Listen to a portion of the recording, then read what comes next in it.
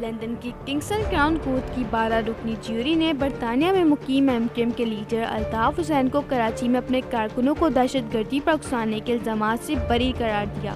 12 رکنی جیوری نے 9 گھنٹے کے غور و فکر کے بعد الطاف حسین کو ایک اکثریتی فیصلے میں دونوں الزامات میں بے قصور قرار دیا۔ جب جیوری متفقہ فیصلے پر نہ پہنچ سکی تو عدالت نے انہیں اکثریتی فیصلے سنانے کے احکامات جاری کیے۔ کراؤن پروسیکیوشن نے الطاف حسین کے خلاف ٹیررزم ایکٹ 2006 کی سیکشن 1(2) کے تحت مقدمہ درج کیا تھا۔ الطاف حسین پر الزام تھا کہ انہوں نے 22 اگست 2016 کو لندن سے ٹیلی فون کے ذریعے 2 مختلف تقاریر میں اپنے پارٹی کارکنوں کو تشدد پر اکسایا۔ الطاف حسین پر یہ بھی الزام تھا کہ انہوں نے اپنی تقریر پر مبینہ طور پر پاکستان کے خلاف نعرے بلند کیے اور اپنے حامیوں کو کراچی رینجرز کے ہیڈ کوارٹرز کے علاوہ ARY، GO اور سما کے دفاتر پر حملے پر اکسایا تھا۔ الطاف حسین نے صحت جرم سے انکار کرتے ہوئے اپنا دفاع پیش کیا اور مقدمے کی سماعت کے موقع پر عدالت میں موجود رہے۔